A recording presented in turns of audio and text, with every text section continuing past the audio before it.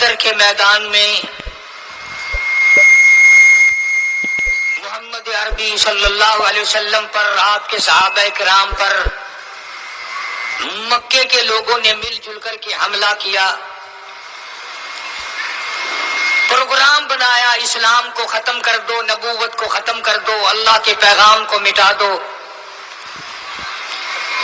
اپنے شرک کا پھیلاؤ کرو، بتوں کو چڑھاؤ، خدا کو گھٹاؤ۔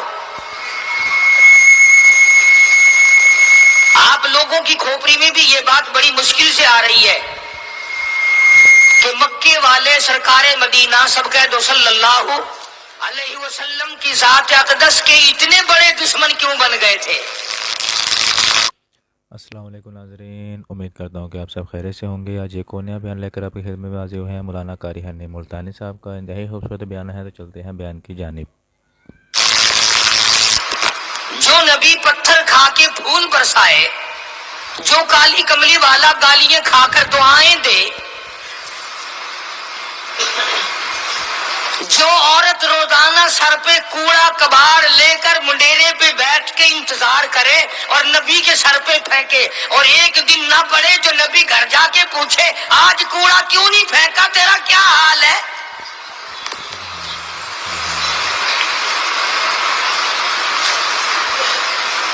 اس نبی کا دشمن بننے کا تو کوئی سوال ہی پیدا نہیں ہوتا۔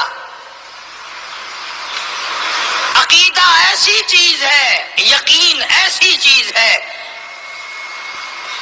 اور 1,24,000 انبیاء کرام نے، میں قسم کھاتا ہوں اس پروردگار کی جس کے قبضے میں تمہاری سب کی جان ہے، کہ انبیاء کرام نے گردنیں کٹا دی اسی بات پر کہ خدا ایک ہے، خدا ایک ہے، خدا ایک ہے، وہ وحدہ لا شریک ہے، کوئی اس کا ساتھی نہیں، کوئی اس کا ہمسر نہیں، کوئی بھی بگڑی بنانے والا نہیں، کوئی بھی بیماری کو دور کرنے والا نہیں۔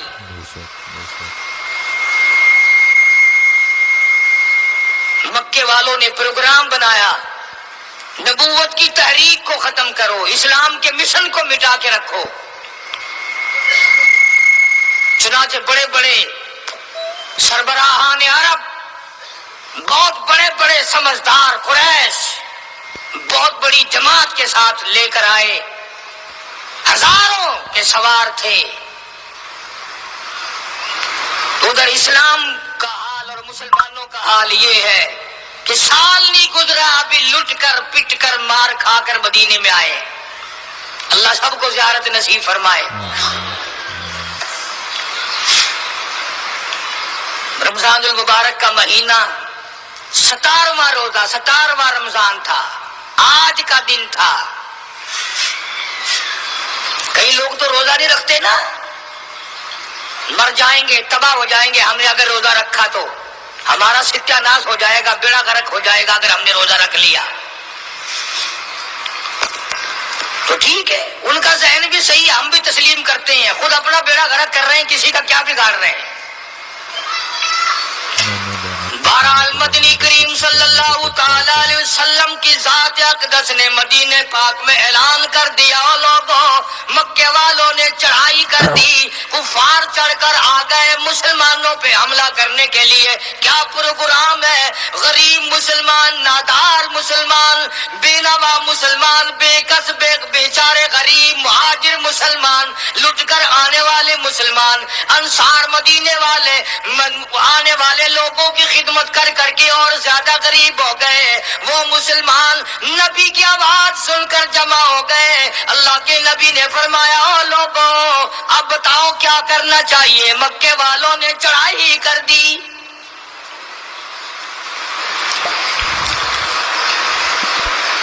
امام الانبیاء محبوب کبریا حضرت محمد مصطفیٰ صلی اللہ تعالی علیہ وسلم کی ذات اقدس نے اعلان کر دیا، مرد آؤ، مقابلے کے لیے چلنا ہے، اپنے آپ کو پیش کرو۔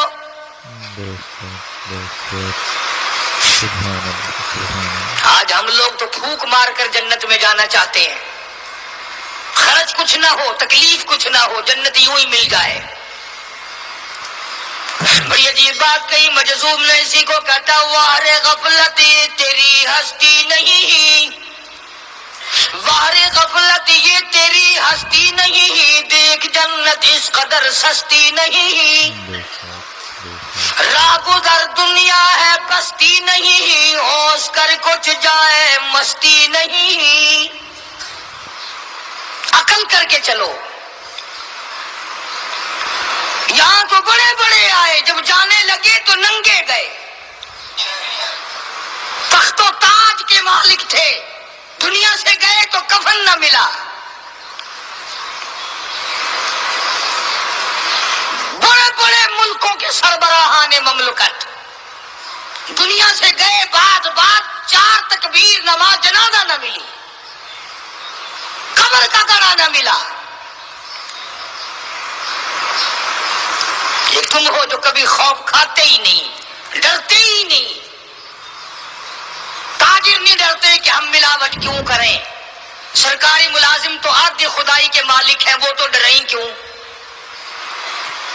وہ تو آدھی خدائی کے مالک ہیں، ان کو تو پیغام ملا ہوا ہے کہ تم جس قدر چاہو گڑبڑ کرو، جو چاہو کرو، جنت تمہاری ہے، تمہارے باپ دادا کی ہے۔ میں قسم کھاتا ہوں کہ تمہارا یہ گھمنڈ غلط ہے، تمہاری نمازیں غلط ہیں، تمہارے حج غلط ہیں، ہمارا تمام طرز اپنا معاملہ غلط ہے، اس لیے کہ جب عقیدہ صحیح نہ ہو بات کچھ بھی نہیں بنتی۔ میں نے تمہیں بتایا تھا ایک دن کہ حضور کریم صلی اللہ علیہ وسلم کا اپنا غلام نبی کا غلام ہے، نبی کا آخر الزماں پیغمبر کا نوکر،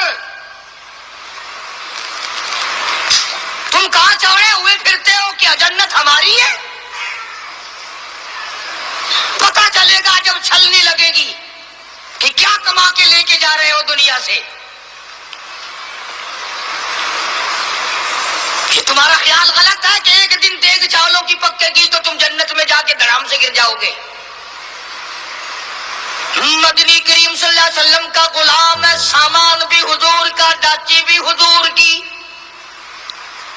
سامان ڈاچی کے اوپر اونٹنی کے اوپر لاد رہا ہے، دشمن کا تیر آیا سینے میں لگا، ختم ہو گیا۔ قریب کھڑے ہونے والے مسلمانوں نے شور مچا دیا، جنتی جنتی جنتی، شہید ہو گیا شہید ہو گیا۔ سرکار مدینہ صلی اللہ تعالی علیہ وسلم تشریف لائے، قریب کھڑے ہو کر کے فرمانے لگے ہوا باللہ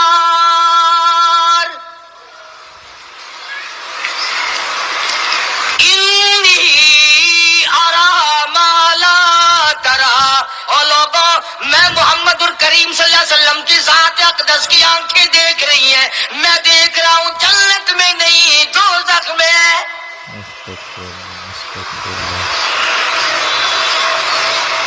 لرز گئے صحابہ، کانپ گئے صحابہ، زمین نکل گئی صحابہ کے پیروں کے نیچے سے کہ یہ بات کیا ہے۔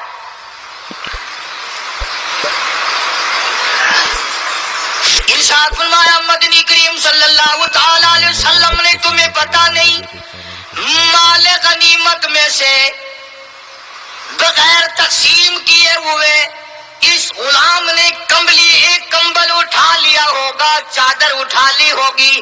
آج میں محمد الرسول اللہ صلی اللہ علیہ وسلم دیکھ رہا ہوں سارے بدن پہ وہ کمبلی، وہ چادر آگ کی بن کر لپٹی ہوئی ہے۔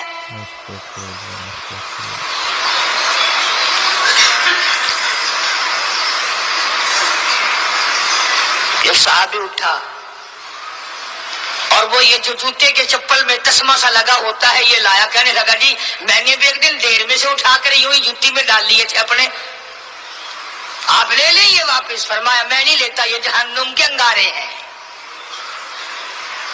توجہ کرو معاملات کی طرف، کسی کا مال نہ کھاؤ، کسی کو ناجائز نقصان نہ پہنچاؤ۔